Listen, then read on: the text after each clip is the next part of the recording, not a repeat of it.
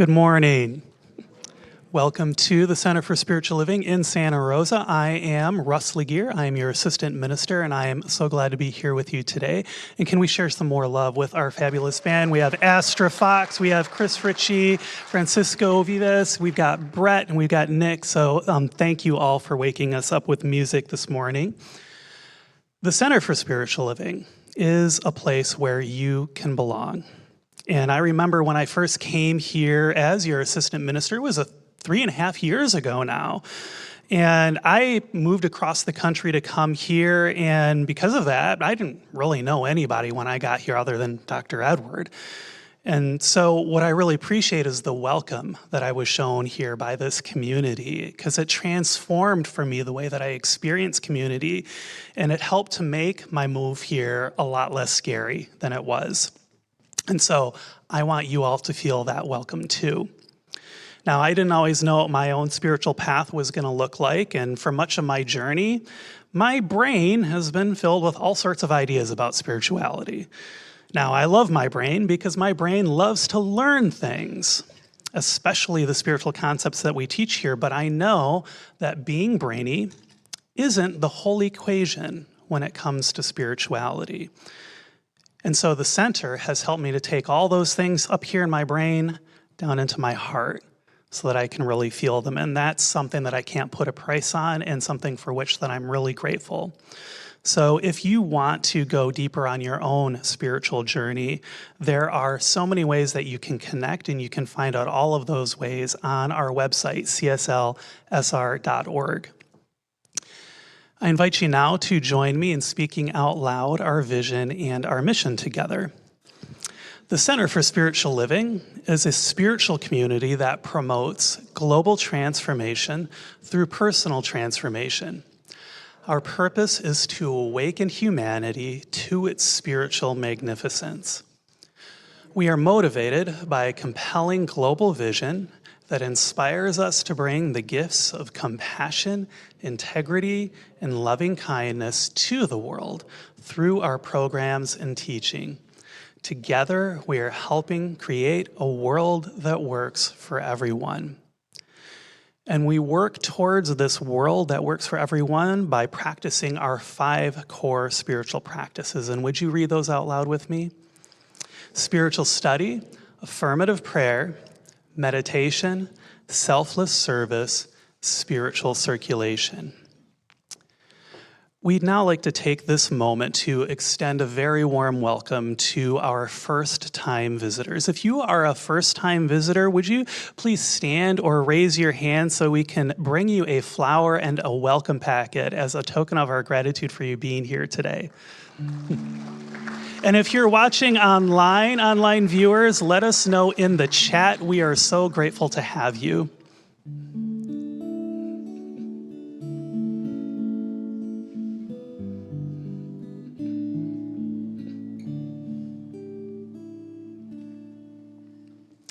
Welcome.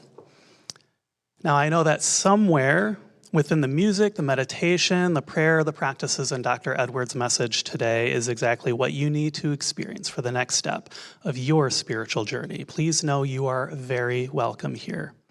Now, sit back and relax and enjoy some music before our short time of silent contemplation and prayer.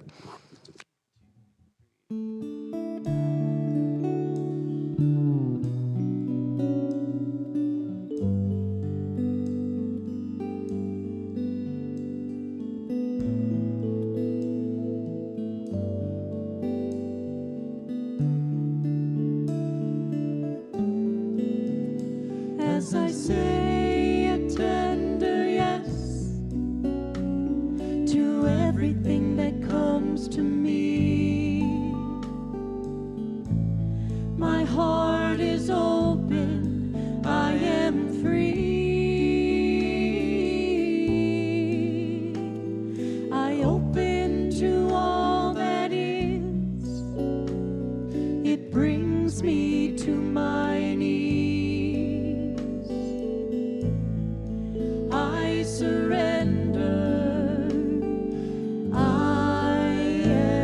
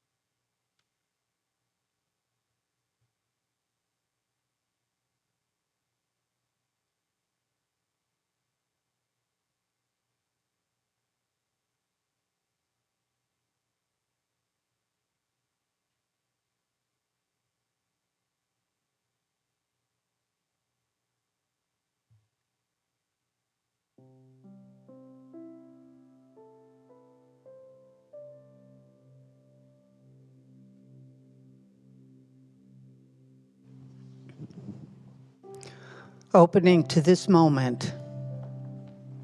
I recognize that one presence of life, God, the divine spirit, right here.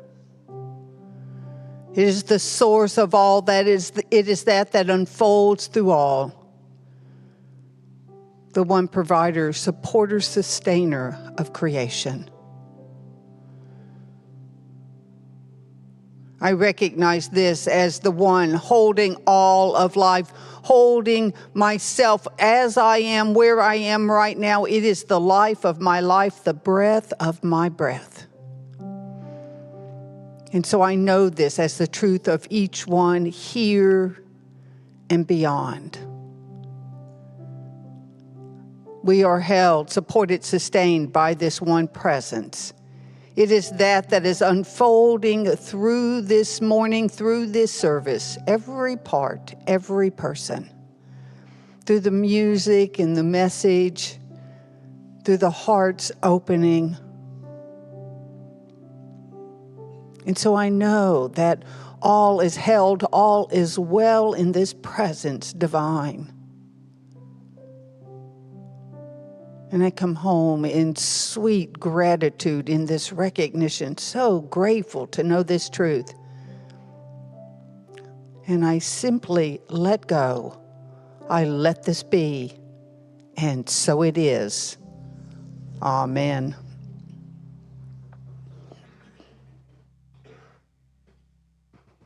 Good morning. I'm Ruth Barnhart, a minister here at our center. Please join me in reading this morning's affirmation. I stand on solid thoughts to co-direct the flow of my life, and so it is.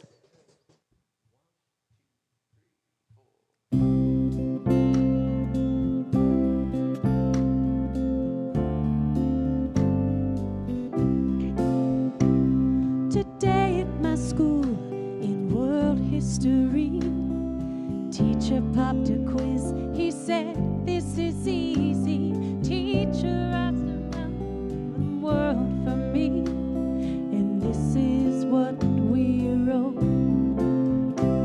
The pyramids of Egypt, the Taj Mahal, the Panama Canal, China's Great Wall, world famous landmarks, we counted them all. Yes, they got every vote. Then I noticed the shy boy who sits next to me hadn't turned in his list. It was plain to see. Teacher asked him what the trouble might be, and this is what he said. There's so many answers, I don't know what to say. Teacher said, maybe we can help find a way. Let's read us your list. The boy hesitated, then this is what he read. To touch, to see, to taste, and to feel, to laugh, and to hear, to love while we're here. Ah, these are such wonders, wonderful wonders, 7 wonders of the world.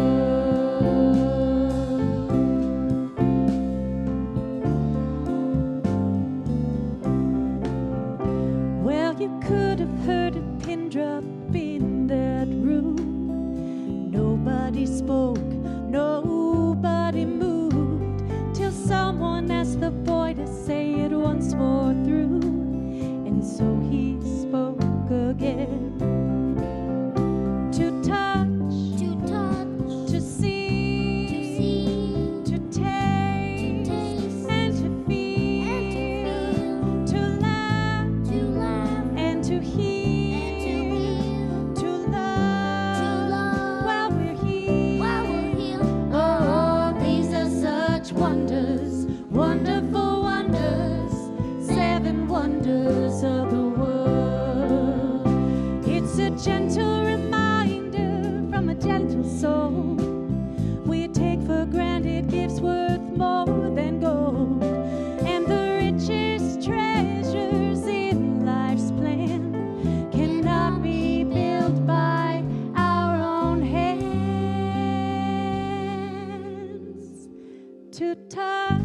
to see, to taste, and to feel, to laugh, and to heal, to love while we're here. Ah, these are such wonders, wonderful wonders, 7 wonders of the world, 7 wonders of the world.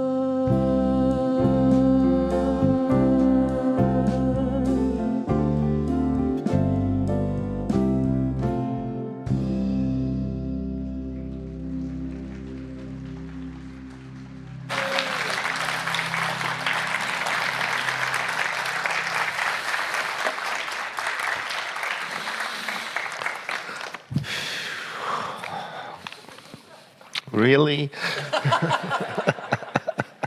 Thank you so much, Casper. Thank you very much, Mom. Thank you, everybody. I know your grandparents are sitting right there glowing like lights.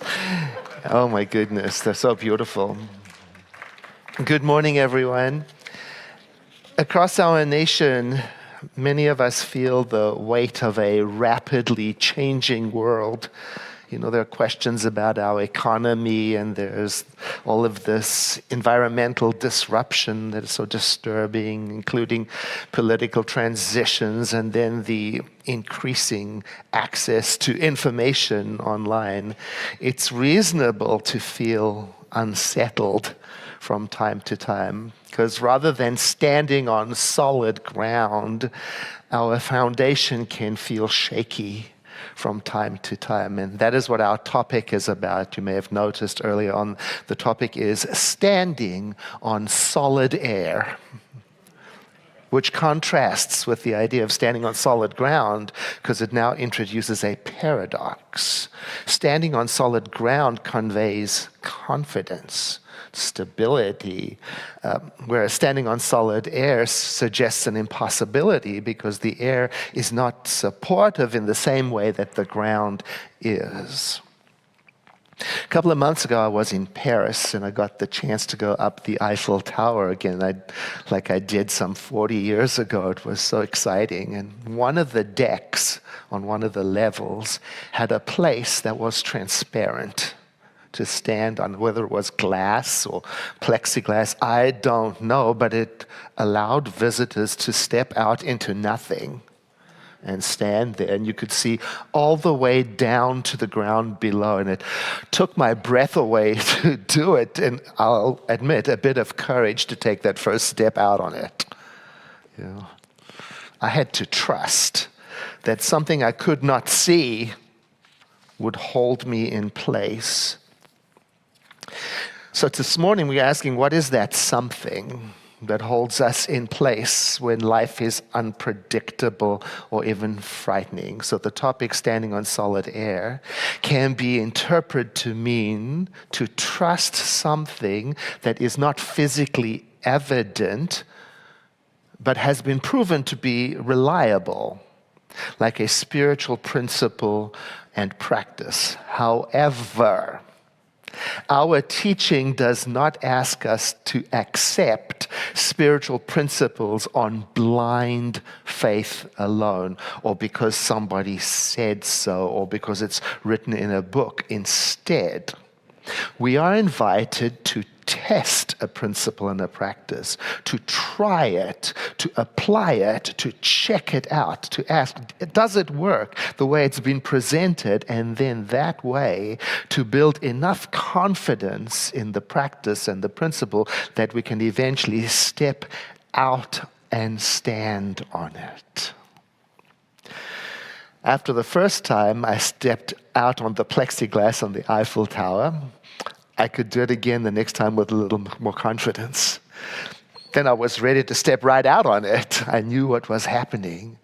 I could build the confidence in the same way in our spiritual practice. So let's ask, what is the spiritual principle of our teaching? And it's this, that there is one, whatever you call it.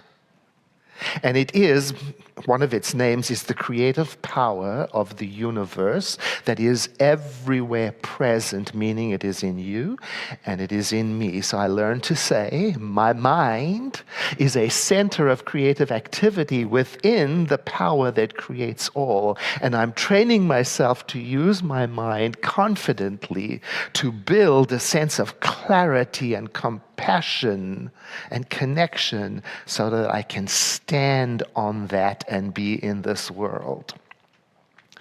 Now, at the Center for Spiritual Living, our focus is to explore stability within our own selves so that we can function in the world, in a world that is sometimes unpredictable and uncertain. Maggie Jackson is a journalist and an author, and she writes about this idea of embracing uncertainty. She wrote a book about it, Uncertain, the Wisdom and Wonder of Being Unsure. And in it, she talks about how confronting the unknown led her to personal growth and resilience. Here's how it worked. Maggie has a year-round practice of ocean swimming, which she says showed her the way of confronting the unknown directly every day and how that can strengthen adaptability and acceptance. And she describes how in this practice of daily swimming in the ocean, she would sometimes have moments of doubt and times when she hesitated and didn't want to get into the cold ocean. And she might even find herself questioning, why am I even doing this? Yet these moments of questioning became her most profound teacher. They taught her that strength grows in proportion to one's willingness to face what feels uncomfortable. Whereas avoiding uncertainty does not give the same results. Now, I'm not advocating ocean swimming, unless that's your thing. It's not my thing. Especially not up here where the ocean is so cold. Too cold for me. Yet I get what she is saying about the human tendency to default to avoidance when faced with uncertainty. Now, on one particular rough and stormy day, she was in the water. Now I can just imagine, I can just imagine how she must have felt, anxious, with reduced visibility and high wind and big swells and rain. And she reports that she realized in that moment that she was going to have to give up her need for control and certainty.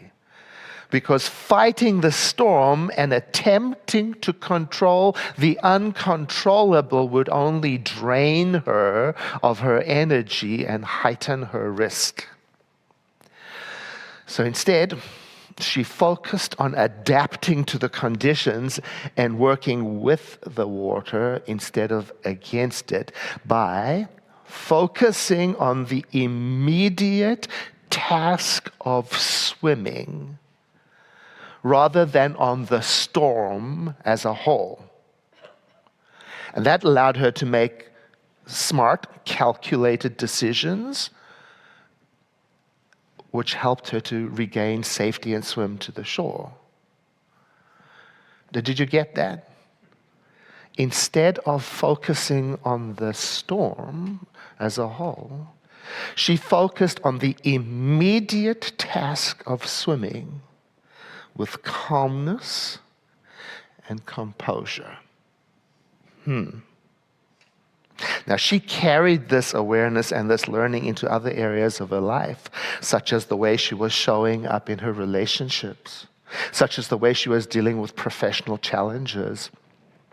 And she continued to learn that adaptability is not about eliminating unpredictability.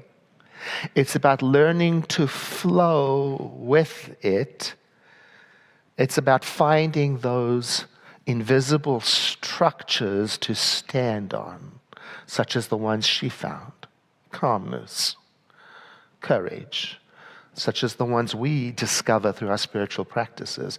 Curiosity, compassion, creativity, connections. These are the very structures that we are developing through our spiritual practices. Structures, I believe, that can lead us reliably to the self within, the spirit within. Still, it is very important for me to talk about the role that fear plays in stopping us from being everything we can be in this world. And here is a method that I learned, that I have adapted, that I use to work with my fear. Now think of the word notice. It's an acronym. So for those of you who like to make notes, you could write that down. Notice, because the N in notice stands for the word notice. It means to pause. So when fear arises in me, instead of reacting or suppressing it, I take a moment to pause and notice it. Now, I can do this by sitting down comfortably if I have the opportunity. And this can be done with eyes open or eyes closed. And all I do is pay attention to a few cycles of my breathing. And then at some point I say to myself, I notice fear is present. And this creates a gentle space in which I can notice without being overwhelmed by it. The second letter, N for notice, O is for observe. This is where I locate, where am I experiencing the fear in my system. Now, if you do this, you might notice, if you ask where, I observe this fear, you might notice a tightness in your chest, or in your throat, or a knot in your stomach, or a racing pulse. And that's all you do, is just observe where it is. N for notice, O for observe, and then T for tag, which to me means give the fear a name. Like, for example, the worried one within, or the protector within me, or the younger sister within me, something like this. And by giving the fear, tagging it with a name, it helps me to see it as part of myself, but not my entire being. And this can help me to feel a little more kindly toward it, because it's part of me, just like my hand is part of me, but not my whole body. And I can no more cut off my hand than I can cut the fear out of my being. Notice it, observe it, tag it, and then the eyes investigate. This is the place where I can get curious. And the way I do this is I imagine I'm sitting down with this part of me as if it were like sitting down with a friend who is concerned, and I ask, in the silence of my own mind, I ask this part, what are you afraid of right now? I ask, what are you trying to protect me from? Or I might ask, is there something you want me to know that I'm not paying attention to?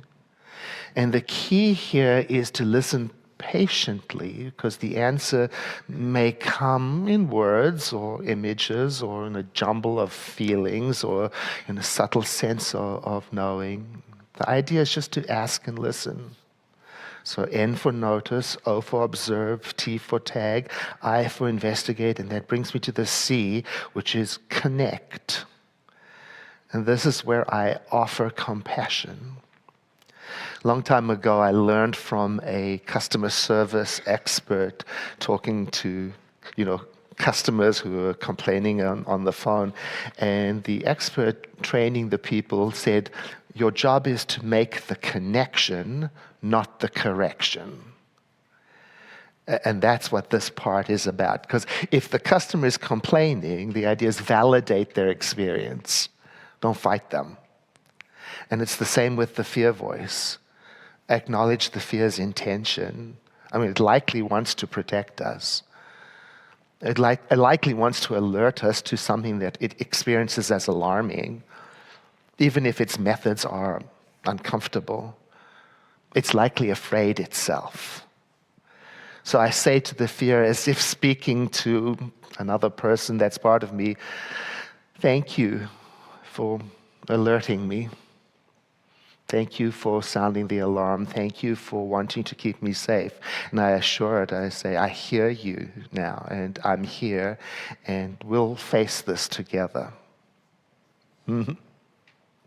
So I've noticed, I've observed, I've tagged, I've investigated, and I've connected. And this brings me to the last letter, E, which stands for engage. And that's the part where I engage with my calm, centered self within. That's the E in notice, engage. Engage with what? Engage with the self within, like Maggie did in the storm. And the way I engage is by imagining that part of me that feels wise and grounded. I imagine it's stepping forward into the conversation now, and I imagine it's speaking even to the fearful part with reassurance. And I notice how it feels more kind-hearted towards the fear part. Now I've used this acronym NOTICE even on a daily basis. Sometimes I'll wake up in the morning and do a morning check my system, scan my body, scan my emotions. And if fear is present, like it sometimes is, I engage with it using the acronym, the steps of notice. And it changes the way I engage in the day. Or it might be in the moment, in a day when fear arises during the day. I pause briefly to notice, to observe, to tag, to investigate, and so on. I thank the fearful part for alerting me. I take a deep breath and I remind myself, this fear is part of me. It's not all of me, but it's a part of me. Now, the biggest takeaway I got from this practice is that fear is not my enemy, but a well-meaning, though sometimes scared, part of me that is reacting to uncertainty. And by listening with curiosity and compassion, I can unlock additional wisdom in it, and I can even grow in wholeness. So I've come to call it a self-wholeness practice. It's the practice of befriending all the parts of my being. A poignant story, an example of befriending fear, is in the story of Bethany Hamilton, a professional surfer who had a life-altering event and moved through it with remarkable resiliency. At the age of 13 years old, while she was surfing on the beautiful coast, the warm water, beautiful coast of Kauai in Hawaii, Bethany was attacked by a 14-foot tiger shark, which resulted in the loss of her left arm. Now, this traumatic incident could have stopped anybody from pursuing their aspirations, but not Bethany. She chose a path of courage and determination. Just 1 month after the attack, Bethany was back in the water. She adapted her technique to accommodate her new physical reality. She learned how to paddle with one arm. She learned how to adjust her balance on the board. She demonstrated extraordinary commitment to her passion, and her perseverance paid off when, less than a year later, she won her first national surfing title. Now, Bethany's journey is a testament to befriending parts of us that are traumatized or fearful, and instead of allowing that experience to deter her, she turned to it and converted it, learned from it, turned it into motivation, and her story has inspired millions of people, led to the publication of her book, Soul Surfer. But beyond her surfing achievements, now listen to this, Bethany has become an advocate for shark conservation. She uses her experience and her platform to inspire other people to move through fear and thrive in the presence of adversity.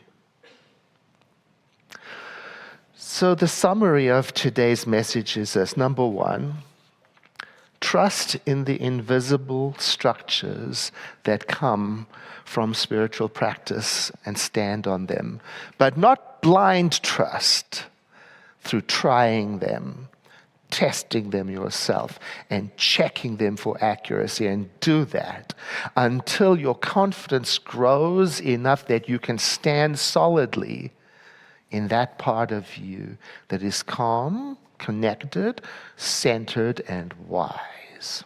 That's number one. Number two, embrace uncertainty. Now, my personal goal in life is to get to that place that when I detect uncertainty in me, I take a breath and I remind myself that uncertainty is an open door to possibility. And how I step through that door is what shapes that which lies ahead.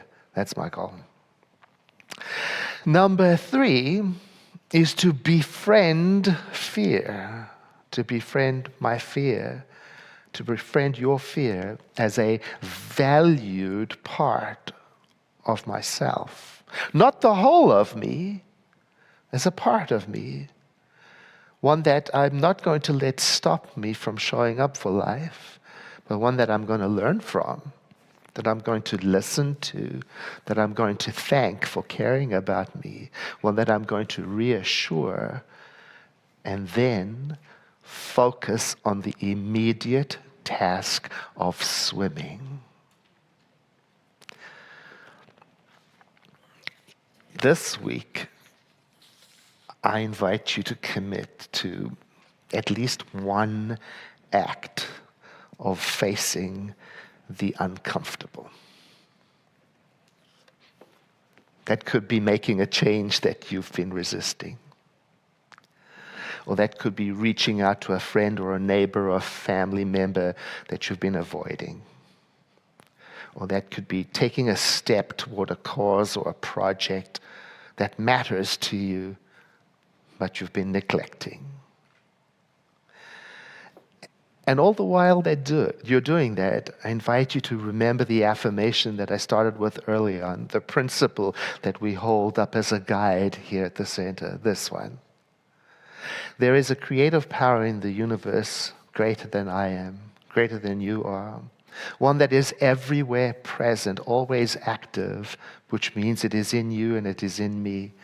And so I learn to say to myself, my mind is a center of creative activity within the mind that creates all.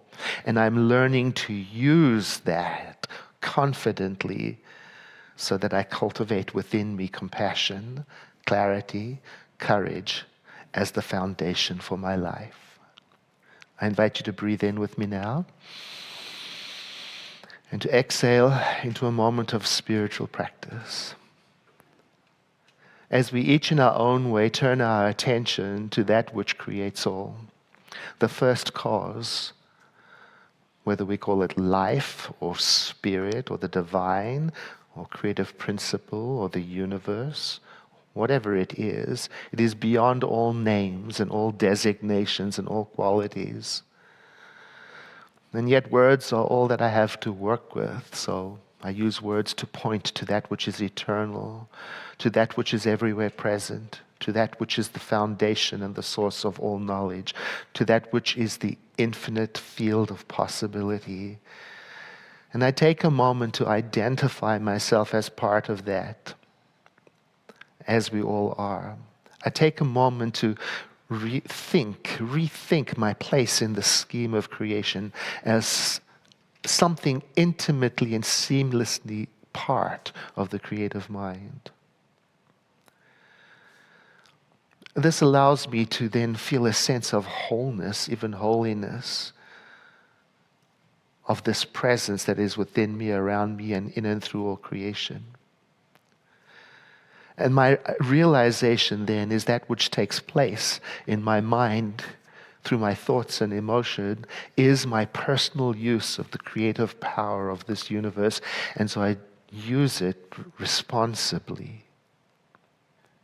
To let my mind guide my thoughts and actions in such a way that I become a beacon of light, a source of inspiration for myself and others, seeking to do that which uplifts humanity to the good of all and to the harm of none. I let myself aspire to this. And even though I may not know how this is to come to pass, I know that there is that within me, as it is within every person that does know. And so casting wide my heart and embracing all parts of my being, all parts of my expression, all of my emotions and all of my experiences, and wrapping my arms of acceptance around them, I turn to that center, that self within me, which is the seat of compassion, that which connects me to the wisdom of the universe. And from that, I let myself feel warmly inclined to everything in my life, to all the beings that inhabit the planet. And I let myself stand among the community of all beings, whether there is a storm or danger perceived by some part of me. I stand firmly on the invisible principle of oneness and wholeness, that it might guide me to function well in this world. Having prayed this way, then, I'm filled up with a sense of gratitude, a peace. And I bring this prayer to close by saying together with you, and so it is. I invite you now to take another breath in and to exhale, as we use that breath to make a transition to the next part of our time together, in which we celebrate our center with music and with giving as a way of expressing our support and gratitude for this lovely place that Reverend Russ described so beautifully, a home, a sanctuary to many, and might I say quite a unique place. I say it's an oasis in a world where there are very few spiritual places that serve as alternate to conventional religious practices. This place I give thanks for. I experience it as a place that has more questions than it has answers, and more invitations to explore and delve deeply into my place in the universe than anywhere else I've been before, and I appreciate that with my whole heart. And I appreciate that the center challenges conventional religious ideas and questions whether or not I am coming to my own conclusions without the influence of, well, let's just say that. So I'm grateful for the center is basically what I want to say. I invite the ushers to stand as you prepare your gift. There is information on our website for how you can contribute, including a text-to-give number that is a delight to try. However you contribute, I thank you for it, for helping sustain our center for future generations. Please place your hand on your chest as a symbol of your heart connection to your center and say, I bless this gift. I send it forth to heal and prosper. It does amazing work in the world. And so it is. Ushers, please receive the gift.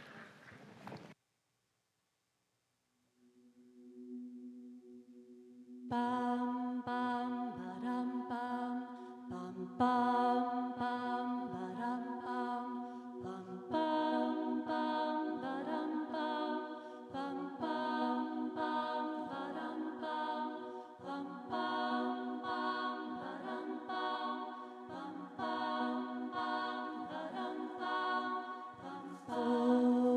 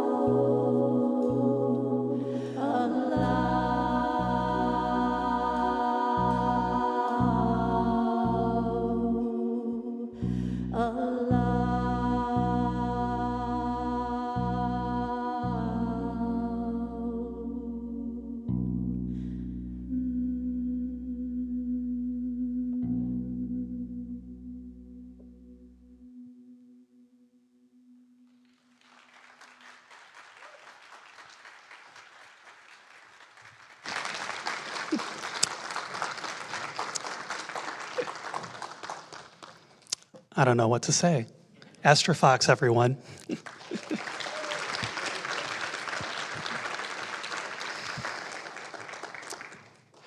In my last talk with you, I shared a little bit about my astrophotography hobby, and if there's one really profound thing that I've taken away from that hobby, it's this. Sometimes I can't see the beauty that's in the light until I'm immersed in darkness.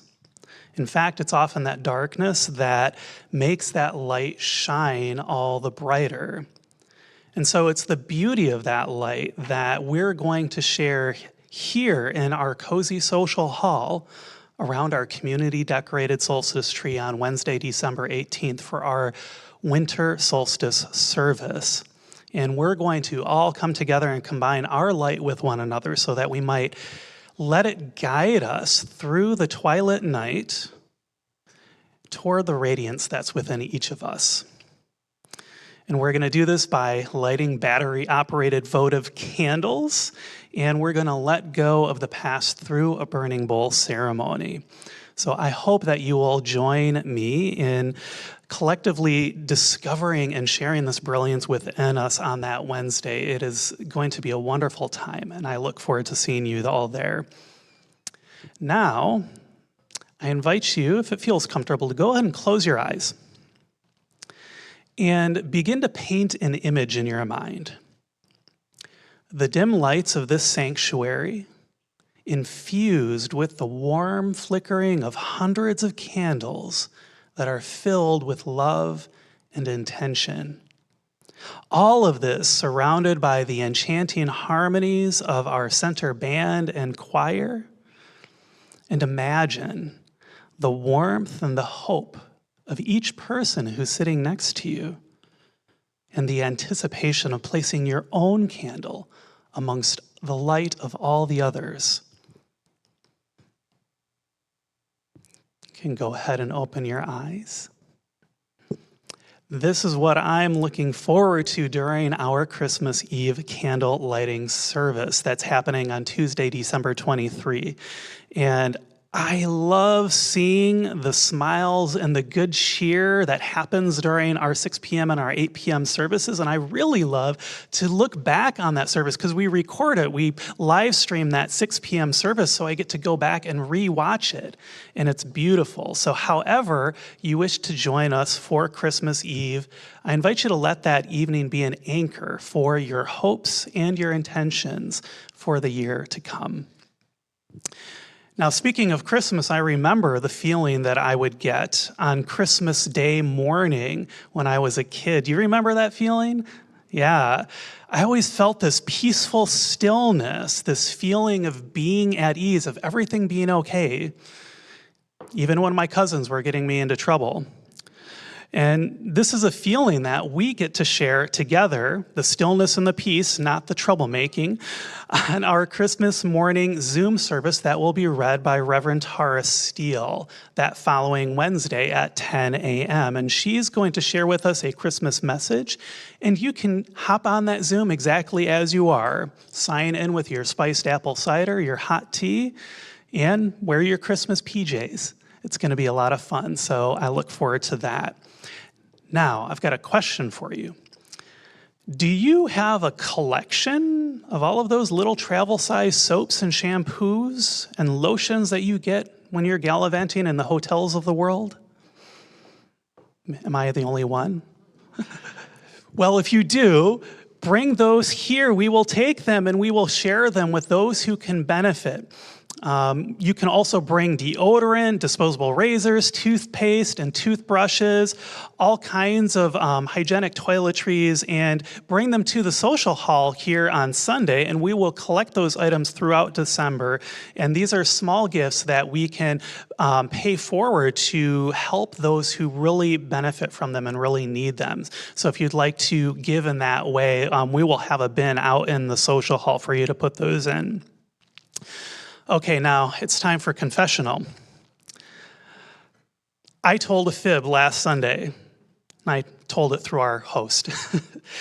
And I find that confessional is good for the soul. And it turns out that that fib was that last Sunday was the last day that you could buy one of those beautiful Michael Seymour paintings that are out there in the social hall. And that was wrong.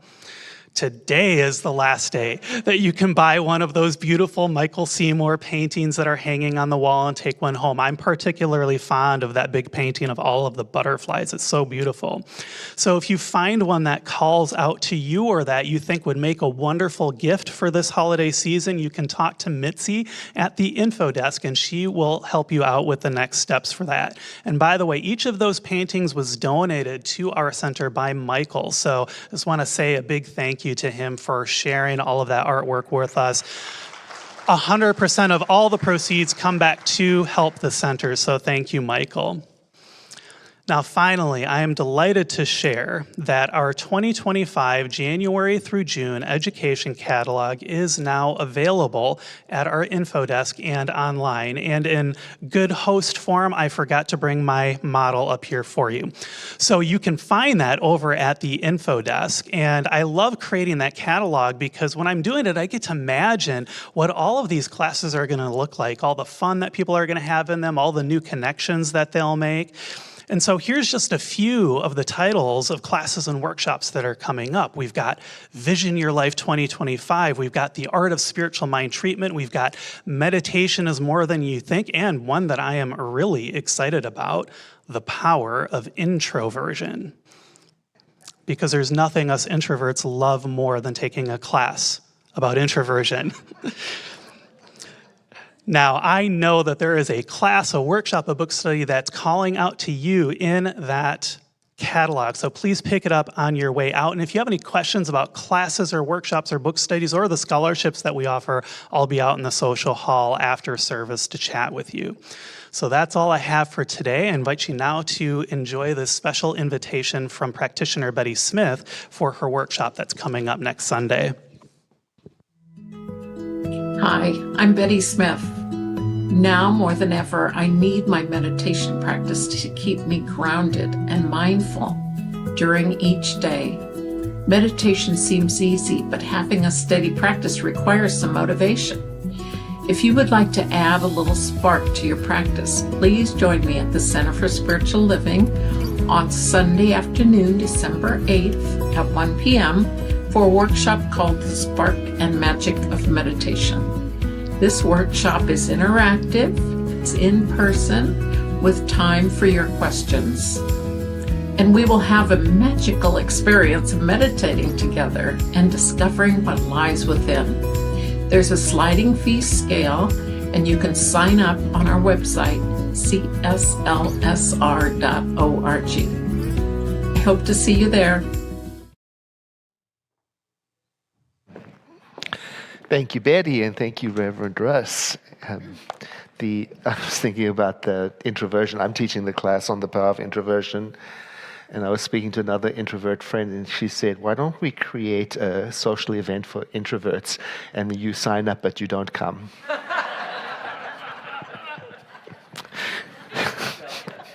You'll go, yeah.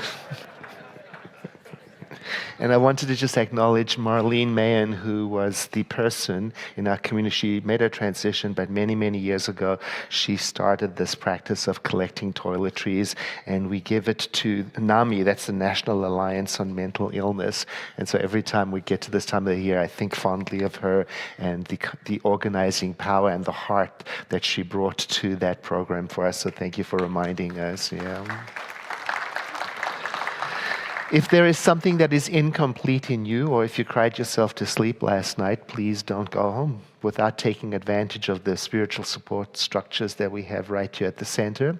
And if you're watching online, you can also take advantage of prayer support by going to our website, CSLSR, and you'll find information there to access our Zoom room where prayer practitioners will sit with you in a private one-on-one experience and pray with you. If you're in the room, you can go back into the corner of the sanctuary where the host will connect with you and assign you to one of the prayer practitioners on the periphery of the room. They will listen to you and then make fresh anew a spiritual mind treatment, which means an affirmative prayer for exactly what is in your heart. And now, if you would please stand as you are able, say after me, something wonderful is happening through me right now. It is this thing called life.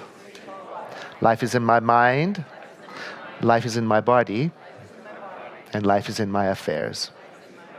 I think it, I feel it, and I accept it just the way that it is, and just the way that it is not.